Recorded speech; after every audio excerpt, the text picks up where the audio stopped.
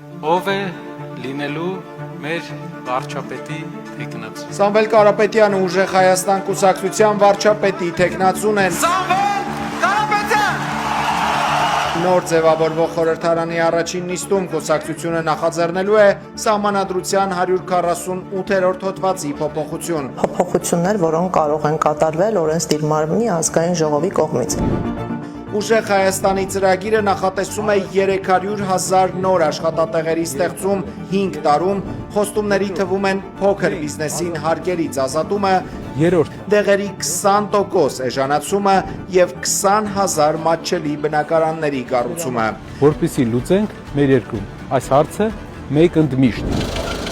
Գյուղատնտեսության նախարարությունը կվերաբացվի Արարատյան դաշտի կենտրոնում, Արմավիր, Էջմիածին, որտեղ մեր գյուղատնտեսության սիրտն է։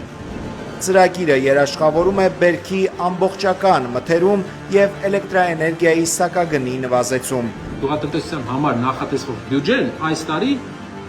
եւս կրճատվել է։ Ինչ է, մեզ գյուղ պետք չէ։ Տնային կալանքում գտնվող բարերարը դատարանի որոշմամբ հնարավորություն չի ունեցել տեսաուղերձ ձայնագրել, քաղաքացիներին դիմել է արհեստական բանականության միջոցով։ Ապահով ու բարեկեցիկ կյանքի կառուցումը սկսելու ենք ընտրությունների հենց հաջորդ օրվանից։ Կարապետյանի վարսավիրը բարերարին այցելելու համար ամեն անգամ պետք է դատարանի հատուկ թույլտվություն ստանա։ Իշխանությունը միտումնավոր խեղաթյուրել է ԱՄՆ փոխնախագահի խոսքը $9 միլիարդ ներդրումների մասին։ Նարեկ Կարապետյանը պարզաբանել է, թե իրականում ինչ է ասել ամերիկացի բարձրաստիճան պաշտոնյան։ Վճարելու է, ներդրում է անելու ոչ թե Ամերիկայի Միացյալ Նահանգների գործարարը, այլ ես, դուք եւ բոլորս Հայաստանի քաղաքացիները։ Դա պետական պարտքի $9 միլիարդ ավելացում է։ And yet Samuel was rock solid. Միջազգային իրավաբան Ռոբերտ Ամստերդամը ժամանել է Հայաստան։ Նա հանդիպել է ամենայն հայոց կաթողիկոսի հետ, քննարկել Սամվել Կարապետյանի դեմ հետապնդումները։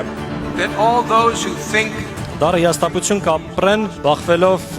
հայ ժողովրդի իրական առաջնորդ իմ ընկեր Սամվելի տոկուն դիրքորոշմանը։ the true leader of the Armenian people, my friend Samvel.